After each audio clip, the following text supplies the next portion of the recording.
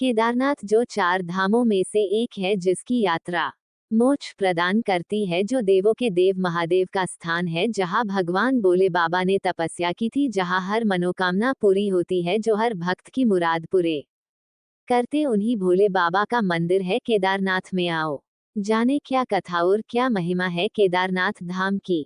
क्या 400 सालों तक बर्फ में दबा हुआ था केदारनाथ? जानिए इस तीर्थ के कुछ रोचक किस्से। क्या आप जानते हैं 2013 की आपदा में केदारनाथ मंदिर कैसे बच पाया था जबकि आसपास का सब कुछ तबाह हो गया था? जानिए केदार धाम से जुड़े रोचक किस्से। केदारनाथ सबसे अहम हिंदू तीर्थ स्थानों में से एक है। मंदाकिनी नदी के किनारे चोराबाड़ी ग्लेशियर उत्तराखंड में मौजूद केदारनाथ भारत के सबसे ऊंचे ज्योतिर्लिंगों में से एक है। ये समुद्र तल से 3583 मीटर की ऊंचाई पर स्थित है। 4 धामों में से एक धाम केदारनाथ का इतिहास बहुत रोचक रहा है। वैसे तो मान्यता है कि ये मंदिर 8वीं सदी में आदि शंकराचार्य ने बनवाया था। पौराणिक कथाएं दावा करती हैं कि केदारनाथ की असली कहानी पांडवों से जुड़ी हुई है। तो चलिए इस अभूतपूर्व मंदिर के बारे में कुछ रोचक बातें आपको बताते हैं। 400 सालों तक बर्फ के अंदर दबा रहा था ये मंदिर। ये कोई पौराणिक कथा नहीं बल्कि Wadia institute of Himalayan geology, Dehradun के द्वारा रिसर्च किया हुआ फैक्ट है। इस इंस्टीट्यूट की एक रिपोर्ट के अनुसार केदारनाथ मंदिर 13-14वीं सदी के बीच जो छोटा हिमयुग आया था उसमें पूरी तरह से बर्फ में दबा रहा था। वैज्ञानिकों ने ये तथ्य इस आधार पर निकाला था कि मंदिर के ढांचे में कई पीली रेखाएं बनी हुई हैं।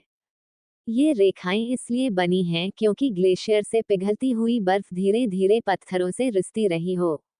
ग्लेशियर बहुत धीरे धीरे अपना रूप बदलते हैं और सिर्फ बर्फ से नहीं बल्कि पत्थर और मिट्टी से भी बने होते हैं।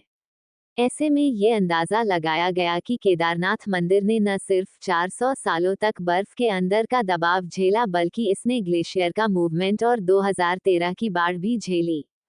उत्तराखंड के रास्तों में बर्फबारी, बर्फ से ढका केदारनाथ। 2013 में बाढ़ से कैसे बचा था ये मंदिर? 2013 की बाढ़ में केदारनाथ के मंदिर के अलावा बाकी सब तहस नहस हो गया था। इस मंदिर के बचने के पीछे की कहानी कुछ ऐसी है कि जब बाढ़ का पानी मंदिर के इर्द गिर्द पहुंचा था तब एक चट्टान ऊपर से खिसककर मंदिर के पीछे आ गई थी। इस चट्टान के कारण पानी का बहाव 2 हिस्सों में बट गया था और इसीलिए मंदिर बच पाया, वरना बहाव इतना तेज था कि मंदिर का बच पाना थोड़ा मुश्किल था। क्या है केदारनाथ से जुड़ी पौराणिक कथा? पौराणिक कथाओं के अनुसार केदारनाथ की कथा महाभारत के युग से शुरू होती है। जब पांडव कुरुक्षेत्र की लड़ाई में किए गए पापों का प्रायश्चित करने भगवान शिव को ढूंढने निकले थे तब शिव उनसे छुप गए थे। शिव ने अपना रूप बदलकर एक बैल का कर लिया था और उत्तराखंड में छुप गए थे। जहां वो छुपे थे उस जगह को गुप्त काशी कहा जाता है। पांडव काशी वाराणसी से होते हुए उत्तराखंड पहुंचे थे और वहां किसी तरह भीम ने भगवान शिव को खोज निकाला था। हालांकि कथा यहां से रोचक मोड़ ले लेती है।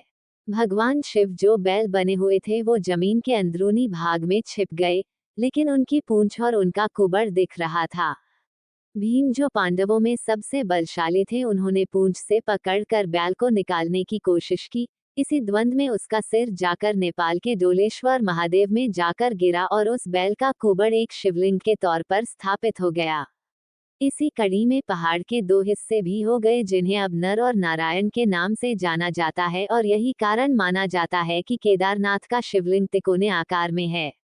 वो आम शिवलिंग की तरह नहीं दिखता। क्यों केदारनाथ पड़ा नाम? दरअसल इसकी कहानी भी भगवान शिव के रूप से जुड़ी हुई है। पौराणिक कथाओं के अनुसार असुरों से बचने के लिए देवताओं ने भगवान शिव से प्रार्थना की थी। इसी कारण भगवान शिव बैल के रूप में अवतरित हुए। इस बैल का नाम था कोडाराम, जो असुरों का विनाश करने की ताकत रखता था। इसी बैल के सींग और खुरों से असुरों का सर्वनाश हुआ था जिन्हें भगवान शिव ने मंदाकिनी नदी में फेंक दिया था। उसी कोडाराम नाम से लिया गया है केदारनाथ। आपने गौर किया होगा कि दोनों ही कहानियों में केदारनाथ में भगवान शिव ने बैल का रूप धारण किया था। इसे जरूर पढ़ें। इन 5 बातों का रखें खास ख्याल जब निकले आप केदारनाथ की यात्रा करने। केदारनाथ की रक्षा करते हैं भैरव बाबा। केदारनाथ से जुड़ा एक फैक्ट ये भी है कि बाबा भैरवनाथ उस मंदिर की रक्षा करते हैं। ये केदारनाथ मंदिर के करीब है और जब मंदिर बंद रहता है तब केदारनाथ की रक्षा करने के लिए भैरवनाथ मौजूद रहते हैं। इसलिए जब केदारनाथ के दर्शन को श्रद्धालु जाते हैं तो भैरवनाथ के दर्शन जरूर करते हैं। केदारनाथ का ये मंदिर पंच केदार का हिस्सा है जो 5 धार्मिक स्थल भगवान शिव को समर्पित हैं। ये सभी गढ़वाल हिमालय में स्थित हैं। जो भी पंच केदार की यात्रा करता है उसे सबसे पहले केदारनाथ, फिर तुंगनाथ, फिर रुद्रनाथ और मध्य महेश्वर और फिर आखिर में कल्पेश्वर के दर्शन करने होते हैं। अगर आप भी कभी केदारनाथ की यात्रा पर जाएं तो पंच केदार के दर्शन जरूर करें। केदारनाथ धाम हमेशा से ही लोगों के आकर्षण का केंद्र रहा है और यहाँ जाने के लिए आपको पहले से थोड़ी सी रिसर्च कर लेनी चाहिए। वैसे तो यहाँ जाने के लिए हेलीकॉप्टर और घोड़े आदि उपलब्ध हैं, लेकिन इस ट्रैक का मजा अलग ही है। अगर आपको ये स्टोरी अच्छी लगी हो तो इसे शेयर जरूर करें और ऐसी ही अन्य स्टोरी पढ़ने के लिए जुड़े रहें हर जिंदगी से।